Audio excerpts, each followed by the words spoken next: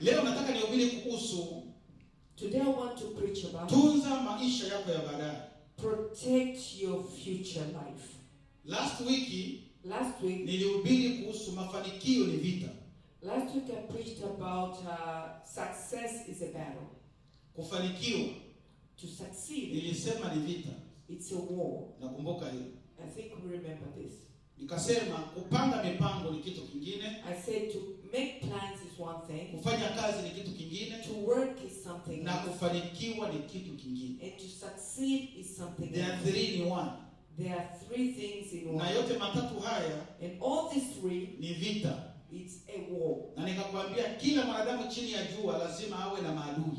I told you every man under the sun must have an Na enemy. kazi ya adui And the work of the ni enemy kuhakikisha uendelee. is to make sure that you do not succeed. Na adui ni nani? And who's your enemy? Shetani. He's the devil. Na kwa sababu shetani ni roho, Because the devil is a spirit. hawezi kuwa mtu kama sisi. He cannot be a person like Anatumia us. watu. He uses people. Na nikakwambia kuna watu wanafanya kazi sana, And I told you that people who work a lot, lakini hawajui kwenye pesa zinaenda. but they don't know where the money goes. Nilikuhubiria hivi. I Kwa hiyo told you this. kifupi So briefly, nilisema mafanikio ni vita. I said success is a war. Kupanga kununua nyumba, To plan buying a house, shetani anasikia. the devil hears Na that. kazi ya shetani And the work of the ni devil kuhakikisha Wakristo ama watoto wa Yesu waishi maisha ya mateso. is to make sure that the children of God live the life of struggle. Na sisi And us, hatukuumbwa kuishi maisha ya mateso. we were not created to live Hallelujah. a life of struggle. Tangu siku ya kwanza Since the first day, damu alipoumbwa, when man was created, Mungu alisema akawabariki. God said He has Kwa hiyo blessed them. ndani yako So in you, umebarikiwa. you are blessed already. Lakini kwa sababu shetani But because the devil, hapendi Wakristo waishi maisha ya ushindi, he does not want Christians to live a life of victory, na hasa ushindi wa kifinancial, especially financial victory, anatupiganisha he makes us fight kuhakikisha tusipate ushindi wa kimwili. to make sure that we do not see success in the physical. Haleluya. Hallelujah. Haleluya. Amen. Na nikasema hivi, And I said this, Ayubu Job, alipokuwa amebarikiwa, when he was blessed, shetani alipeleka faili kwa Mungu. the devil took his file to God Akasema huyu mtu and said, this man, kama nakupenda the reason why ni he kwa loves you sababu umembariki kiuchumi. is because you blessed him financially. Na nikakwambia hivi, And I told you this, accusation ya shetani kwa Ayubu the accusation of Satan to Job, ama mashitaka ambayo shetani alipeleka kwa Mungu juu ya Ayubu or the accusations that the devil took to God for Job, yalikuwa ya financial. it was for his wealth. Akamwambia umembariki, He said, you've blessed him. ana watoto wazuri, He has beautiful children. ana ng'ombe nyingi. He has a lot of cattle. Na ukitaka kujua kwamba lile jambo lilikuwa serious, And if you want to know if that was a serious Mungu matter, alipoondoa mali za Ayubu, when Job took his wealth from Job, mke wake alimkimbia. his wife left him. Na nikakwambia hivi, And I told you, kama ilikuwa Ayubu alibaki na mali, if Job had remained with his wealth, lakini ile kumpenda Mungu ikawa imeondoka, or he stopped loving God, mke wake asingekimbia. I believe his wife would not have left him.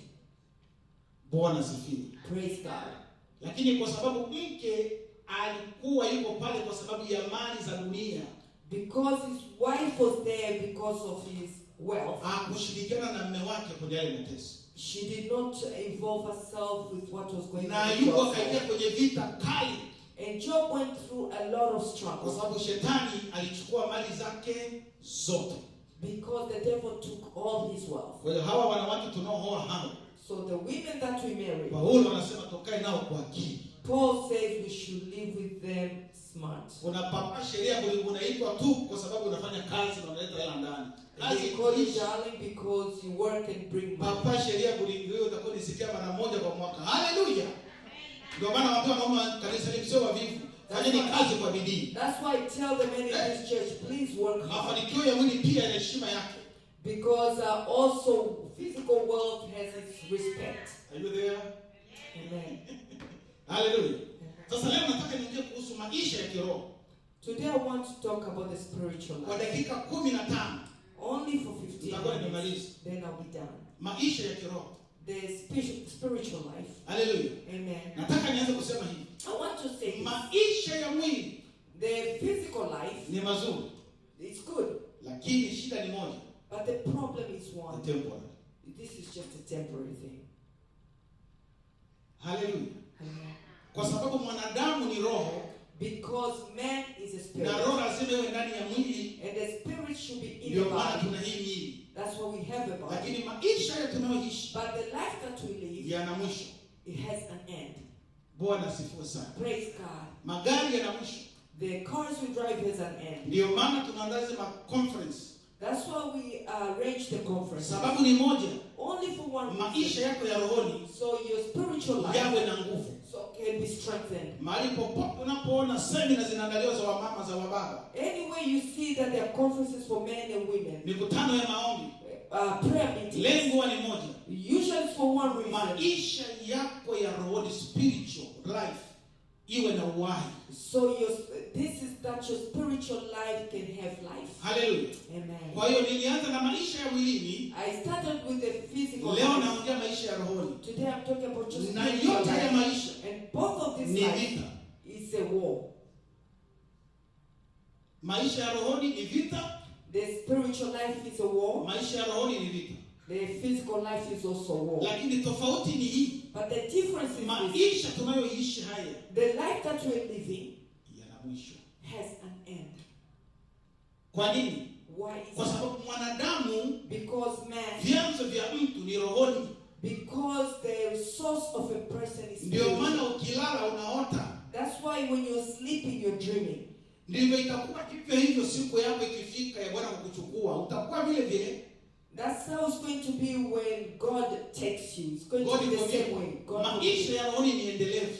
The spiritual life is continuous. Kwa hiyo ndio maisha ya muhimu. That's the most important Kwa sababu life. kule Because there, sisi tutamalizia. that's where we're going to end. Hallelujah. Amen. Pigia jina la Adonai makofi. Let's love the Hallelujah. word of God. Maisha ya rohoni ni maisha endelevu.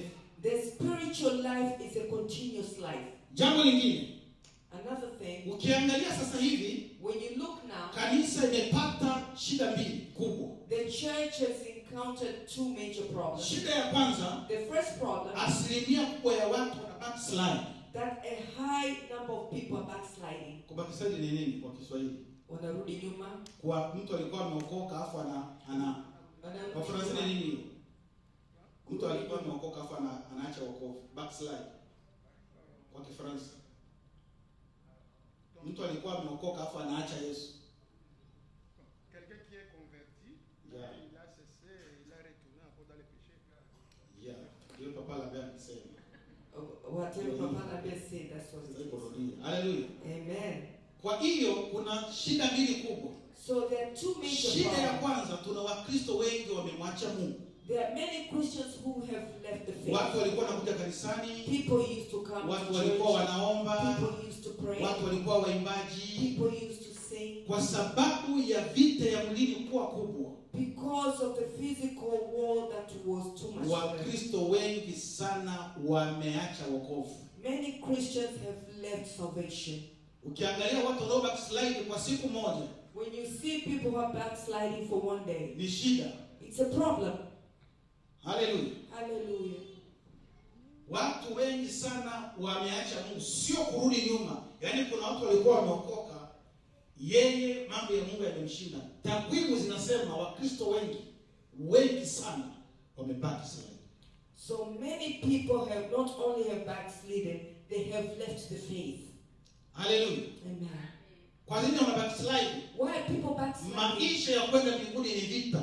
Because the journey going to heaven Na is a war. shetani And the devil, ni bora kuachia mali za mwilini. it's better for you to live with Lakini the kitu hawezi wealth. kukubali But one thing that he will not let you ni kwenda mbinguni. is to go to heaven.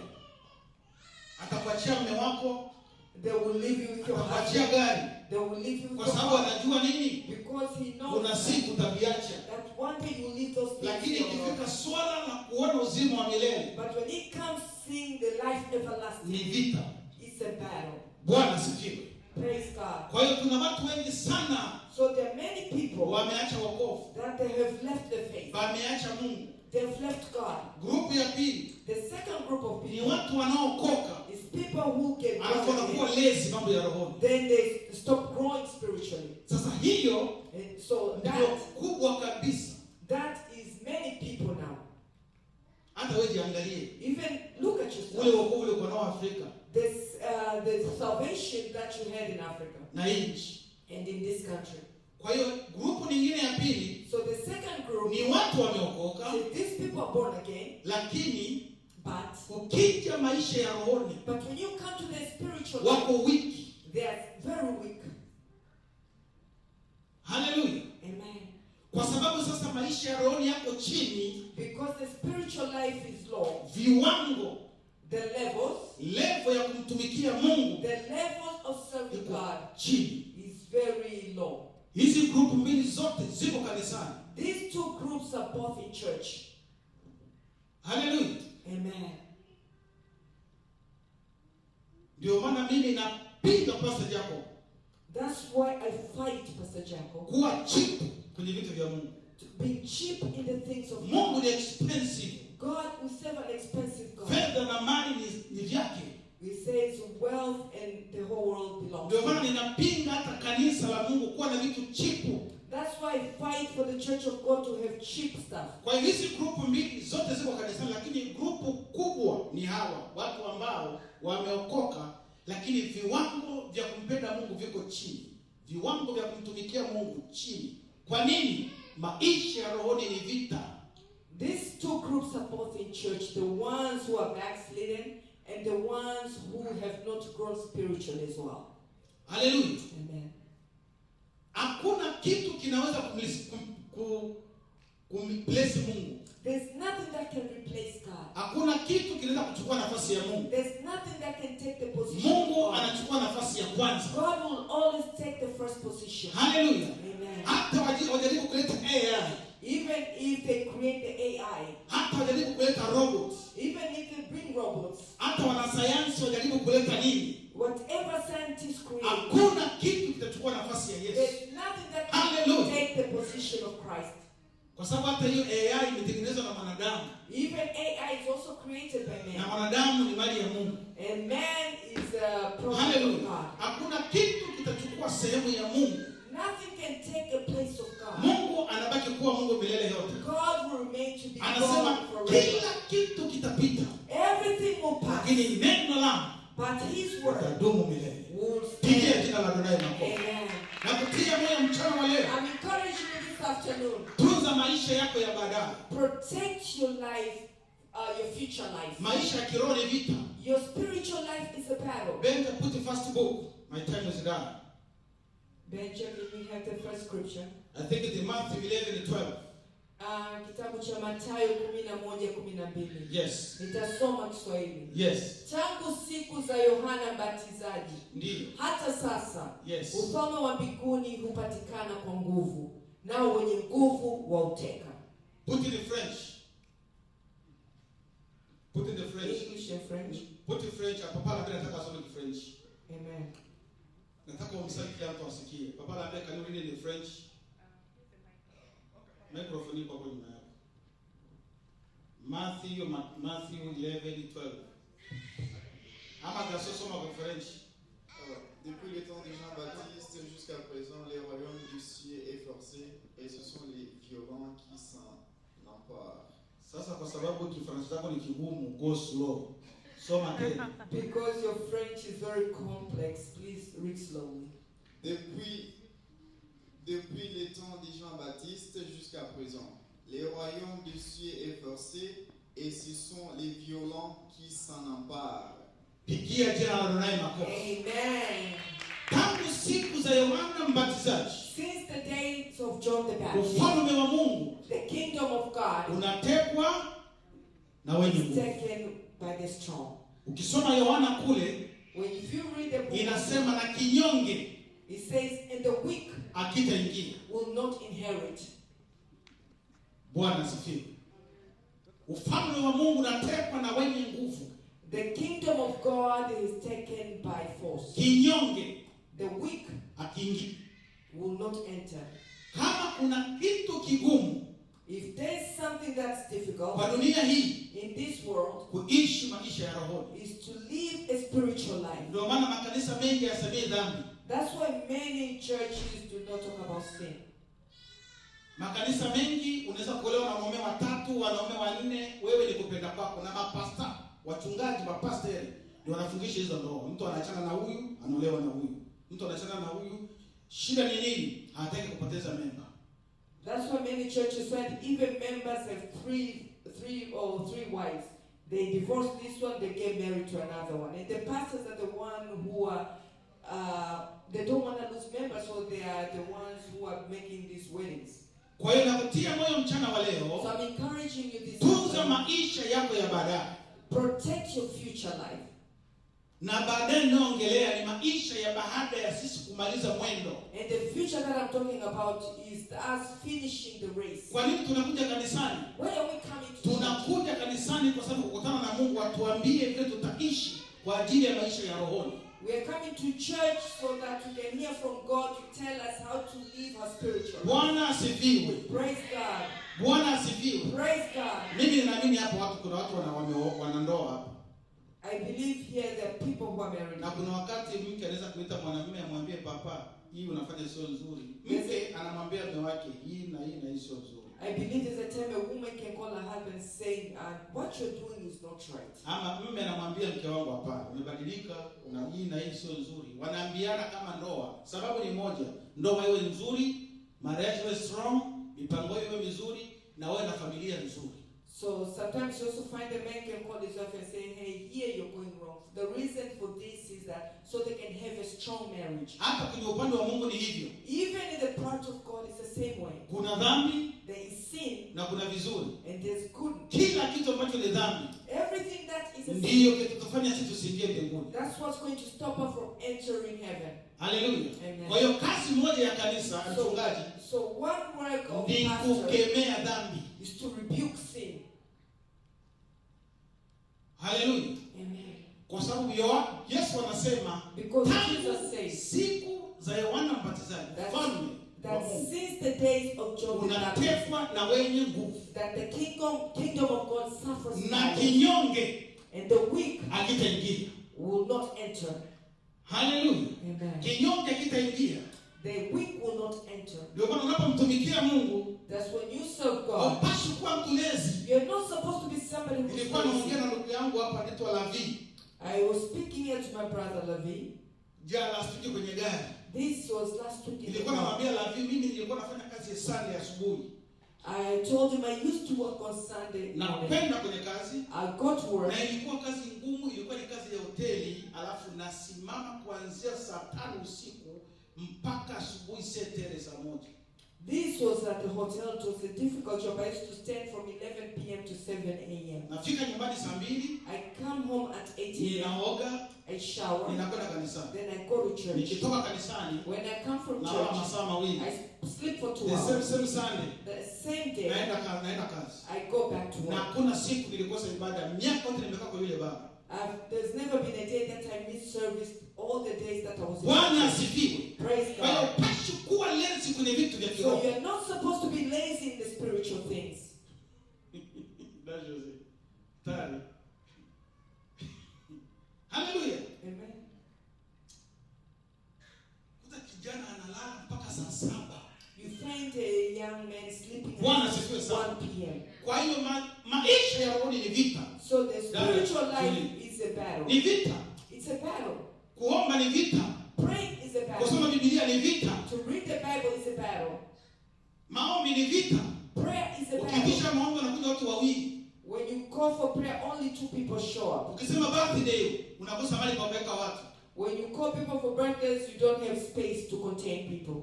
Ukisema kufunga When you talk about fasting, unabaki na wewe na mzee mmoja wa kanisa. it's only you and one elder. Ukisema baby shower, When you call for baby shower, wamama wanaanza kujiandaa Monday, baby shower ni Sunday. women start getting ready on Monday for a Saturday baby shower. Wengine wanakuja mwisho ili watu waone vile wanaingia. Some people come at the end so people can see them when they come in.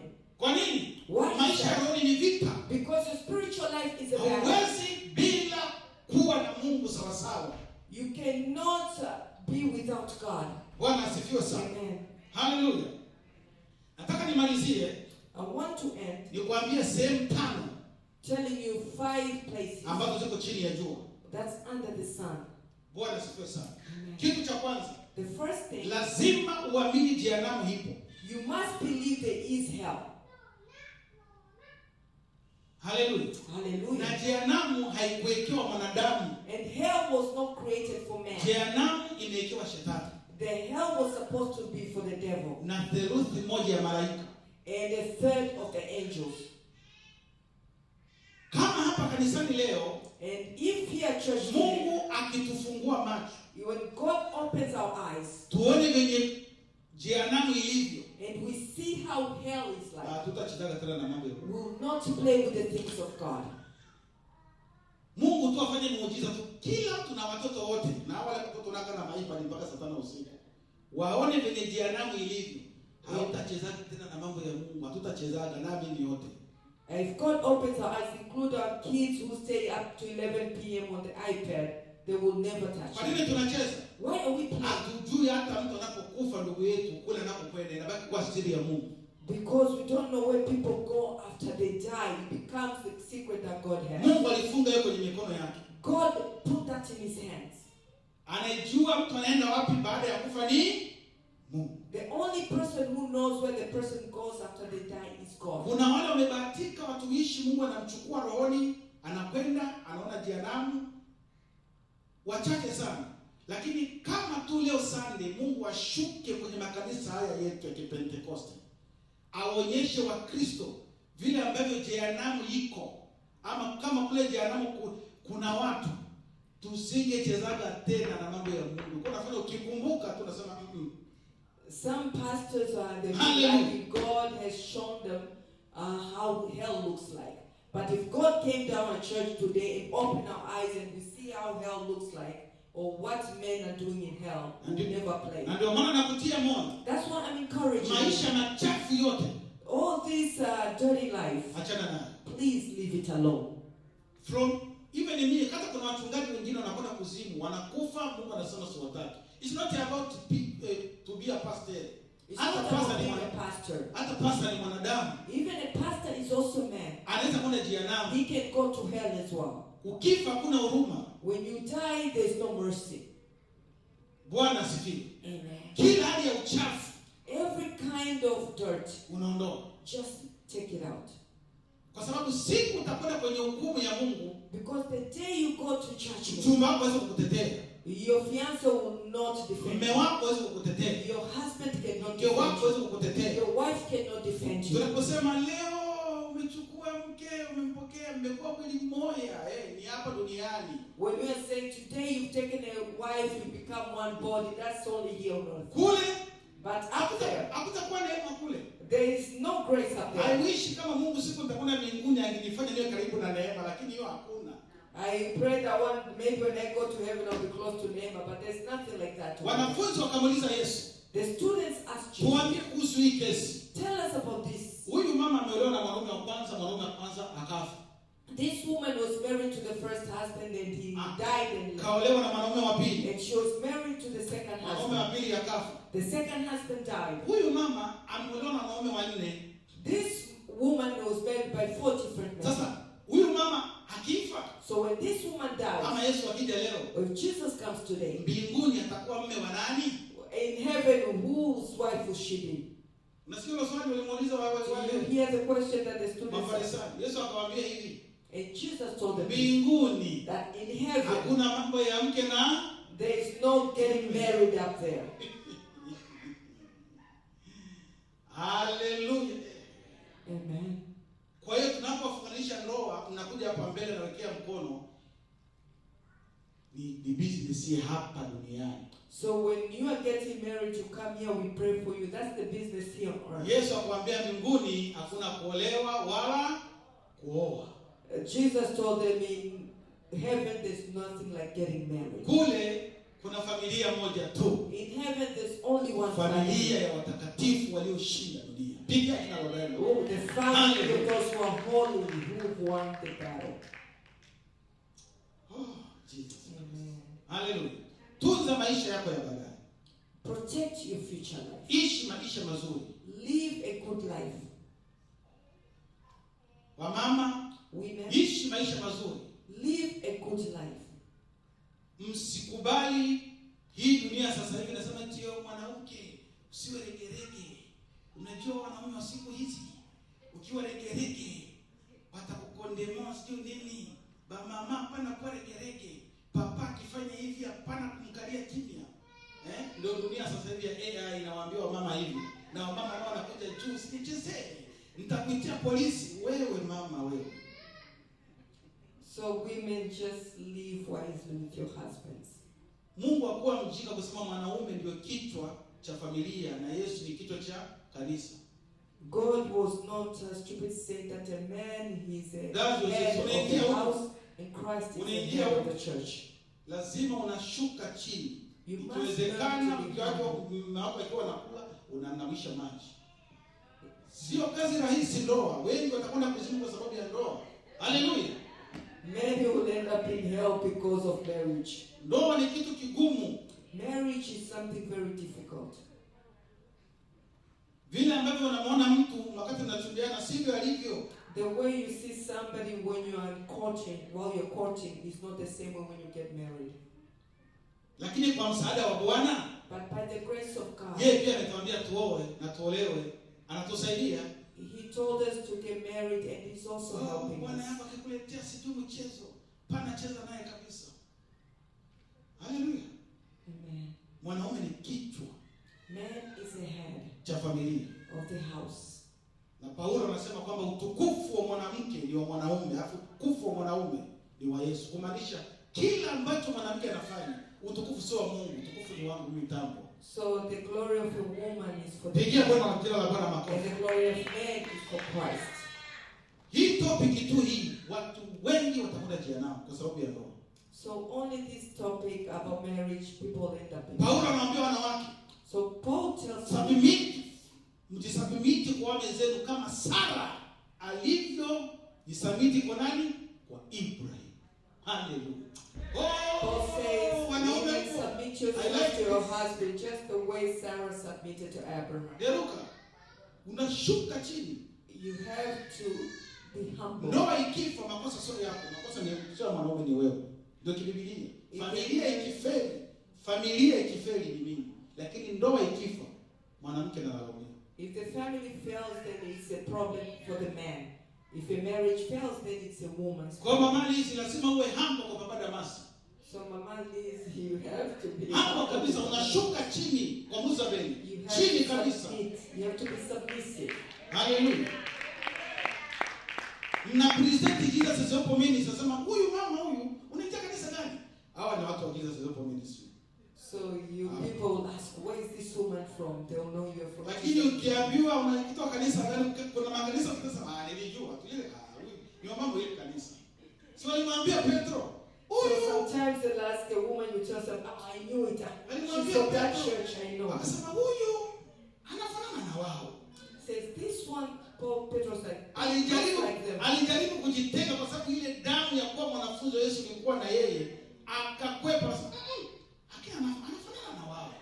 Peter tried to deny Jesus, but they said, no, he looks like he's one of them. Nataka hata ukiulizwa kutoka kanisa gani, Jesus hapo mnasema nataka nimuone mchungaji kwa sababu ni mama aliyejishusha.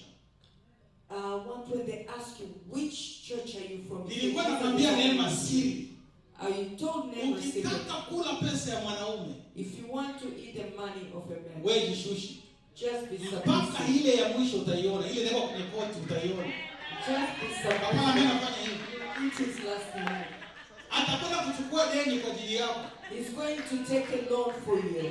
Ukitaka tu kula vya mwanaume, If you want to eat from a man, wewe jishushe tu. just be Na submissive. kuambia ataingia madeni kwa ajili yako. He will go into debt for you.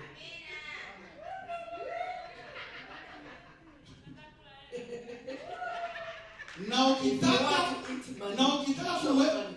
ukitaka kujua mwanamke ama kumweza, wewe mletee hela. If you want to know a woman, just give her money. Unacheza kabisa. Kuna siku nilimpa $100 huyu. There's a day I gave them Nilikuwa napigiwa simu $100. mpaka naendesha gari simu zinaingia. She was calling me all the time. I was driving. She was just calling. Naambia, "Hai Neema, Bwana asifiwe ame. Hai pastor, asante, ni asante siku nzima." She was thanking me the whole day. Lakini kuna siku niliosha carpet mpaka leo sijaambiwa asante. Carpet ya There was a day I washed the sijaambiwa carpet asante. of a car. Till today, she never said thank Na you. carpet ilikuwa chafu. The carpet was dirty. Mpaka leo sijaambiwa. Hata nilikuwa nauliza juzi. Umeshaangalia carpet? Niko busy sana. I even asked her, did you look at the carpet? She said, I've been very busy. Mwanamke, pesa ya mwanaume ni tamu sana. The man's money is very sweet. Uchukue tu $200 umpe. Ai, Just give her $200. hiyo siku na kwa kweli kipofu ameona mwezi. That day, Nimeona. they see the Yesu moon. anaambia nimeona. They see it. Lakini dawa ni nini? Jishushe kama Sara alivyojishusha. But the Hallelujah. medicine. Kwa nini ninahubiri haya mahubiri? Why am I preaching this? Nataka kanisa litoe familia ya Yesu ya kweli. I want the church to have a true Hallelujah. Christian family. Mwanamke ukimkosea hata usijali kwamba msamaha sana, wewe mpe hela. Ndio imeenda hivyo. Msamaha tayari. A woman, if you do something wrong to her, just give her money. She's already forgiven her. Amen. Geruka. Ni hatari. So, ndio leo tunaweza kufanya mazoezi. Haya mahubiri ni mazoezi na kina Gaston. Gaston nasikia. Gaston, did you hear? Ndio maana nakataa wanaume kuwa maskini kwenye ile kanisa. Nataka wanaume wabarikiwe. That's what I want the men of this church to be blessed. Nataka wanaume wa kanisa wabarikiwe. I want the men to be Mwe na blessed. pesa nyingi To vijana. have a lot of Kina money. Jokei mwe na magari na majumba. It's okay to have money in houses. Kina Papa Terezo, Mungu atubariki wanaume wa kanisa hili. May God bless the men of the church. Haleluya. Amen. Mungu atuongezee kazi nzuri nzuri. May God give us good Tufungue jobs biashara. so we can start our own business. Mama kuwatunza. So we can take care of the women. Haleluya. Amen. Tumepewa mama kuwatunza. We are given women to take care of. Mwanamke hapaswi kujitunza. A woman is not supposed to take care of herself. Haleluya. Amen. Sarah, give me the program, Michael. Haleluya. Tunataka tumalize tuombe. We're about to be done. Sijui kwa nini nimeenda kwenye ndoa na mahubiri ya kuwa huko. I don't know why I started speaking about marriage. Bwana asifiwe sana. Praise God. Faster. Haleluya. Amen. When you are working another one. Wanawake wakuumbwa kujitunza. Women were not created to take care of themselves. This one is die. No bad. Only that is. You want mine? No. Okay. Samee inatokeaga sometimes. Yeah. Haleluya. Kwa hiyo mama hawa hawakuumbwa kujitunza. So the women are not created to take care of themselves. Haleluya. Amen. Sasa namalizia. So I'm finishing. Wamama mmeelewa hiyo? The women, did you understand that? Watiini waume zenu. Just be submissive. Hakuna kitu kibaya kama mwanamke kuwa na kelele. There's nothing bad like a woman just be talkative. Tunahangaika jamani. We are struggling. Wanaume wanakufa muda mfupi, wanaishi muda mfupi kwa sababu ya kelele za wanawake ndani. Men are living short life because of the noise. Tusaidie tuishi miaka mingi. Please help us to live a long life. Tukiwacha tungali vijana mtolewa na wanaume wengine. If we live too young, you're going to get married to other men. Hatutaki. Tunataka tuishi miaka mingi kama wanavyoishi. Wanawake wanaishi miaka mingi sana jamani. Tuonee huruma. Please. I'm very serious. Na kinachofanya wanaume wengi wao wapate ugonjwa wa demotion, mawazo ni ndoa. Kwa hiyo ninyi ndio amani yetu, mmeshikilia afya zetu wakati mwingine. Many things that causing men to have high blood pressure, problems in marriages. Hakikisha kama mke anakufa na miaka 100, mme na afya na miaka 100. If a woman lives 100 years old, the man should also live 100 years old. Hata mmoja akifa na mwingine na miaka 100, wote wao mwanamke na miaka 100, hautaolewa tena. Hallelujah. If you live 100 years, you will not get married again. Tuishi miaka mingi tuone vijukuu na wajukuu na watoto. Let's live a long life. Hallelujah. Grandchildren. Wamama wa kanisa hili, nataka muwe alama ya kanisa hili. I want you to be a sign of the church. Bwana asifiwe sana. Sasa nilikuwa naongelea kuhusu kujitunza kwa sababu ya maisha ya baadaye. I was talking about protecting your future life. Na moja imefanya watu waende kuzimu. And one thing that has made people go to hell Ndoa. is marriages. Bwana asifiwe. Praise God. Marriage. Lakini ukiwa na Mungu, but when you have God, hakuna kitu chenye baraka kama ndoa. There's nothing more blessed than a marriage. Hallelujah. Amen. Sasa chini ya jua, so under the sun, kuna sehemu 5 ambazo wanadamu hawajui. There are 5 places that men do not know about. Nataka nimalizie hili. I want to end with this. Sehemu ya kwanza chini ya jua, the first place under the sun, ni kuzimu. is hell. Kuzimu ni nini? What is hell? Kuzimu ni mahali ambapo wote wanaokufa ndani ya dhambi wanakwenda kule kusubiria hukumu. It's all those who die in sin, they go there waiting for judgment. Na nataka nikufunze leo. And I want you to hakuna mchawi yoyote amekwenda kuzimu. I want you to know that there is no witch that goes to hell. Shetani hayuko kuzimu. The devil is not in hell.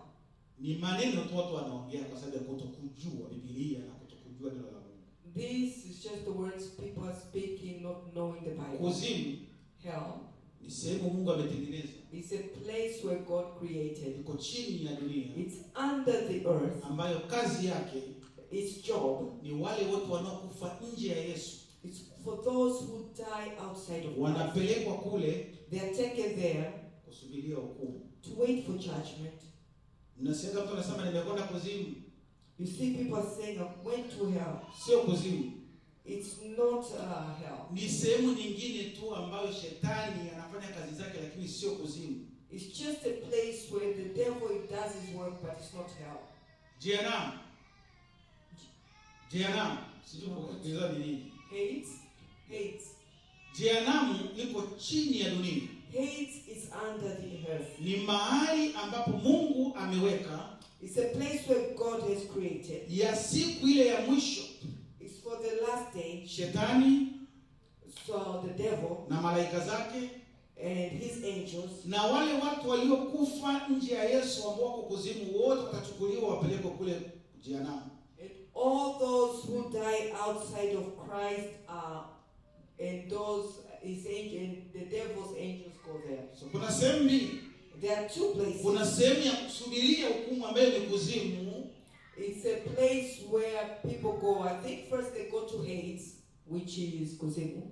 Yes. Alafu baada ya Yesu kuja, and after Christ coming, Mungu akihukumu dunia, when God has convicted the world, hawa watu ambao wako kuzimu, all those who are in Hades, watachukuliwa wapelekwe sasa kwenye moto wa Jehanamu. That's where they'll be taken to hellfire. Ninafundisha haya maneno, I'm teaching these words, ili mjue maisha ya mwili, so you may know that this physical life temporary, is only temporary. Sehemu ya tatu, the third place, ni sehemu ambayo watu walikuwa wakifa, it's when people die, na amekufa ndani ya Mungu, and they have died in Christ. Wanakwenda kukaa kule, ndio kule ambako Lazaro alipokufa alikwenda kukaa kwenye kifua cha Ibrahimu, ilikuwa chini ya dunia. It's where people go. It's when Lazarus died and went on Abraham's chest. Inaitwa paradise. It's called paradise. Lakini but mtu akifa ndani ya Yesu, if somebody dies in Christ, dunia ile ya zamani kulikuwa kujawa na Ukristo. Mtu akifa ndani ya Mungu ama amekufa na matendo mazuri, alikuwa anakwenda kukaa kwenye kifua cha Ibrahimu, kule ambako Lazaro alipokufa alikwenda kukaa kwenye kifua cha Ibrahimu. Kule ilikuwa ni chini ya dunia. Ni paradise ya watu wanaokufa ndani ya Mungu, wanakwenda kukaa kule. Sehemu ya tatu hiyo. So this is a place, the third place where people go and while they wait for judgment. It's called paradise. Those who die in Christ. Hii ndio Biblia. This is the Bible. Haya ndio mafundisho. These are the teachings. Kama mchungaji hajui hivi, if the pastor does not know this, it's not about to preach to Jehanamu na kuzima. Hii ndio Biblia. This is the Bible. It's not only about teaching hell and heaven. Sasa, now, hii sehemu ambayo ni paradise ilikuwa kwenye kifua cha Ibrahimu. The place called paradise was on the chest of Abraham. Yesu alipokuja, when Jesus came, akafa, and he died, Biblia inasema alienda akachukua watu mateka. He said He went and took all those who were captive. Yesu alipokuja When Jesus came akafa, and he died, kabla hajafufuka before he rose, alikwenda akawachukua wote, akawahamisha, wakatolewa kule, he took all of them from paradise. akawachukua. He took them. Ndio maana Yesu alimwambia yule mtu mmoja pale kwenye msalaba, amini amini leo utakuwa nami wapi? Paradise. Ndio peponi, paradise. Alikwenda kuwachukua mateka, akapanda nao. When Jesus rose, he went to take all those who are captive and he took them with him to paradise. Ndio maana Biblia inasema dunia itakapokwisha siku ya mwisho. That's what the Bible says. When the world ends, Yesu akija, Mungu wangu, yani I wish Yesu akija, when Jesus comes, watakao muona ni waliookoka tu ya kweli. those who will actually see him are those who are truly saved. Watanyakuliwa, They will be raptured watakaa angani. and they will sit on the clouds. Pale angani pale And where in the clouds, ndio hiyo paradise sasa. that's where the paradise Watakaa is. pale kwa miaka 7. They will sit there for 7 years. Alafu baada ya miaka 7 And after 7 years, Yesu atarudi tena. Jesus will come back. Atakaporudi mara ya When pili he comes back the second time, ndio kila jicho litamwona. that's when every eye will see him. Tusiende huko. Let's not go. Kwa hiyo sehemu ya 3 ni hiyo, ni paradise. So the third place is the paradise. Sehemu ya 4 The fourth place inaitwa Tartarus. Tartarus is called Tartarus. ni mahali ambapo wale malaika wabaya sana, It's where all the bad angels, wale malaika wabaya Mungu aliwachukua akawafungia kule, all the angels that God took and tied, kwa sababu wakifunguliwa because when he releases hakuna them, mwanadamu ataishi. no man will be able to Sehemu see. ya 4 hii That's the fourth place. ndio wakati shetani anatupwa na Mungu duniani, That when the devil was thrown on earth, akashuka na malaika. he came down with the angels. Ndani ya malaika ambao shetani alishuka nao Within the angels that the devil came with, kuna malaika wabaya sana ambao hawakupashwa kuishi, there were bad angels who are not supposed to live. na kwa sababu malaika ni roho, hawezi kufa. Because angels are spirits and they cannot live. Mungu aliwachukua wale malaika wabaya akawafungia kwenye shimo God took all those angels and tied them in a hole chini ya dunia. under the earth. Watatolewa wakati wa dhiki kuu. They will only be taken out during the great tribulation. Nitafundisha hilo somo hapa. And I'll teach you. Nahubiri hivi sikuogopeshi. I'm teaching you this not to scare you. Ninahubiri kukutia moyo kwamba maisha ya mwili yana kikomo. I'm preaching to just tell you that this Sehemu physical ya life is nne an hiyo. end. Haleluya. This is the fourth place. Bwana asifiwe. Praise God. Kuishi maisha ya Kikristo ni kazi ngumu sana, sio rahisi. To live a Christian life is not something that Lazima ujikane. you must sacrifice. Tunaweza kusaidiana kuombeana, We can help each other by praying for each lakini other. aliye na jukumu la maisha yako ni wewe mwenyewe. But you're the only one who's responsible for your own life. Haleluya. Amen. Ni wewe mwenyewe. You are the only person who's responsible. Hili neno watu wanatafsiri vibaya, mchungaji, it's not a private. Hii ndio Biblia ya kweli, kwamba hata kama mimi Neema ni mke wangu, mimi ni mume wake, Neema ananiombea, na muombeaga sana yule mama. Lakini pamoja na hivyo, responsible wa maisha ya Neema ni nani? Amen. Yeye mwenyewe. So even though people are praying for you, but the responsibility of your life belongs to Ndio you. maana unanyama pastor, hapo umefanya vibaya, hapo umefanya vizuri, mchungaji hapana. Hawezi kufanya hivyo. Unajua kwa sababu gani? Anataka niwe responsible wa maisha yangu, ndio maana ananishauri chochote ninachofanya kibaya, ili siku ambayo nitaenda kwa Bwana anajua hawezi kuwa pale kunitetea.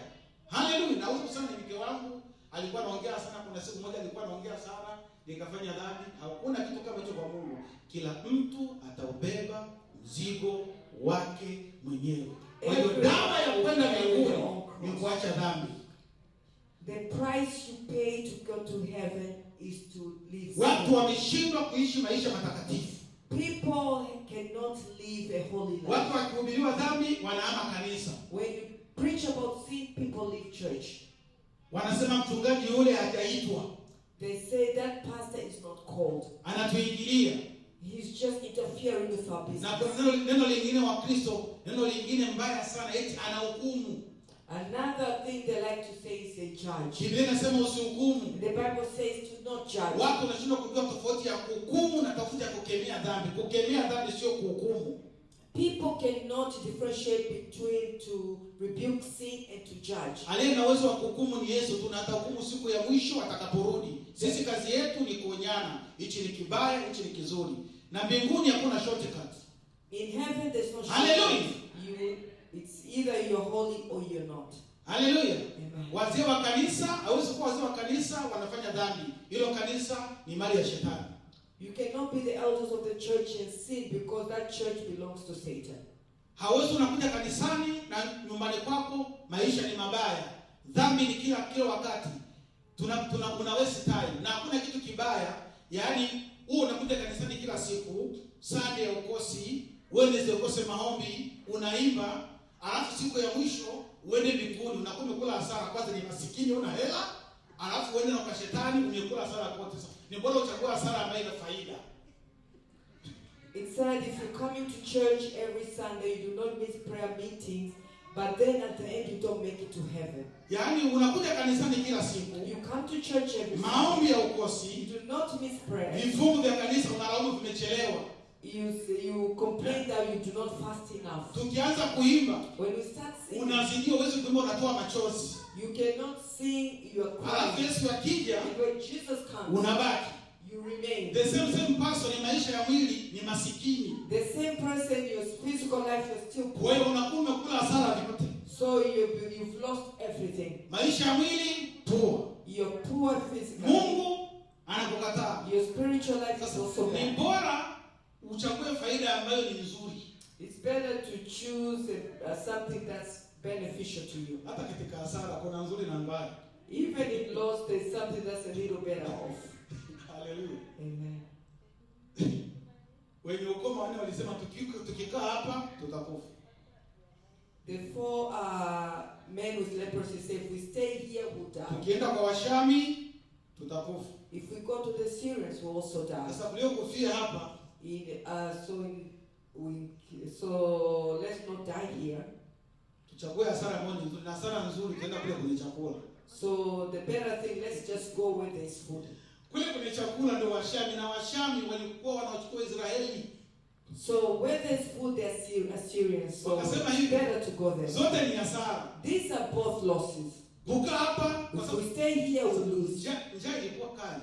At that time, there was hunger. Watu walikuwa wanakula watoto kwa sababu ya njaa. People were eating their own children because of Tukikaa hunger. hapa porini tutakufa. If we stay here, we'll die. Tukienda kule kwa Washami watatuua. If we go to the Assyrians, they'll kill us. Zote ni hasara. These are all losses. Hasara gani ambayo ina faida? Which loss is better than the other? Twende kule kwenye chakula. We better go where there's food. Bwana asifiwe. Praise Na God. walipokwenda kule Mungu akaokoa. Simama And kwa when miguu they yako. went there, God protected them. Bwana asifiwe sana. Na kutia moyo mchana wa leo. I'm encouraging you this afternoon. Mungu akutie nguvu. May God give you strength. Maisha ya rohoni ni vita. So your spiritual life is a battle. Hallelujah. Amen. Yesu anakuja Jesus is coming. very soon. Karibu sana. Lazima kanisa la Bwana liwe tayari. So the church of God should be ready. Hallelujah. Amen. Chukia dhambi. You should hate sin. Usientertain dhambi. Do not entertain sin. Usientertain kukaa na watu ambao maisha yao ni dhambi kila siku. Sijasema wachukie. Do not hang around people who love to sin. Kama hauna nguvu wewe ya kuweza kuwaconvince kuja kwa Mungu, wao watakuconvince utapata kwa shetani. If you do not have the strength to convince them to come to God, then Na you Biblia go inasema, to hell. usikae kikao na watu wenye mdhaa. The Bible says, do not sit around mockers. Watu wamekataa Yesu. People have refused. Watu wataki Mungu. People do not want Mafanikio yamechukua watu Success has taken na sio mabaya. and not bad. Lakini nataka nikutie moyo, hakuna kitu kitachukua nafasi ya Mungu. But I want to tell you there's nothing that can take the Mpe place of Mungu God. nafasi ya kwanza. Usidanganywe na dunia hii. Don't give God the first Hallelujah. place. Do not Usidanganywe na dunia hii. let Mpende people lie to Mungu. you. Kuja kanisani kila Sunday. Love God, come to church every Omba. Pray. Mpende mchungaji wako. Love your pastor. Nyenyekea kwa mchungaji wako. humble before your Wapende pastor. watu kama Yesu anavyosema, Love people the na way zaidi ya Jesus yote says. And ni above all, kuishi maisha matakatifu. is to live a holy life. Baba, kwa jina la Yesu, yaombee maisha yako tunapofunga You ibada. can pray for your life. Sema jambo juu ya maisha yako. Baba, kwa jina la Pray Yesu, for your life. ninakushukuru kwa sababu ya mahubiri haya. Bwana, ulisema kila kitu kitapita, lakini neno lako litadumu. Ulisema tutafute kwanza ufalme wa Mungu na haki yake, na mengine yote tutazidishiwa. Ninakushukuru kwa ajili ya kanisa lako. Walinde watoto wako kwa jina la Yesu. Baba, kusiwe na roho hata mmoja itakayopotea. Tunataka siku utakuja kulichukua kanisa, na sisi tuwe miongoni mwa watu watakao kulaki mawinguni. Wabariki waimbaji wa kanisa hili. Wasaidie waimbaji wa kanisa hili kuishi maisha kukupendeza. Ninaombea viongozi wazee wa kanisa hili waishi maisha kukupendeza. Ninaombea memba wote wa kanisa hili waishi maisha kukupendeza kwa jina la Yesu. Ninakataa roho za watu kupotea mahali hapa. Maisha yetu tumeweka kwako, tumejisalimisha kwako, tumesarenda kwako Roho Mtakatifu. Naliombea kanisa hili la Jesus is Your Ministry. Baba, linda kanisa lako, linda kanisa hili Bwana. Usikubali mbwa mwitu uendelee kuwa ndani ya kanisa hili kwa jina la Yesu. Kila anayepigana nasi kiroho, Baba, tumemweka mikononi mwako. Kila adui anayepigana nasi tumemleta kwako, maana Biblia inasema vita sio yangu, vita ni yako Bwana. Ninaombea ndoa za watu mahali hapa, ninaombea wake na waume kwa jina la Yesu. Tuwe na ndoa zilizo strong, watu wasamehane, watu waombeane, watu wachukuliane mizigo kwa jina la Yesu. Ninakataa kila roho ya divorce ya nchi hii, pepe ya divorce ninakataa kwa jina la Yesu. Ninaombea ndoa za Bwana za kanisa hili, wakaishi maisha marefu, waishi maisha kusameheana.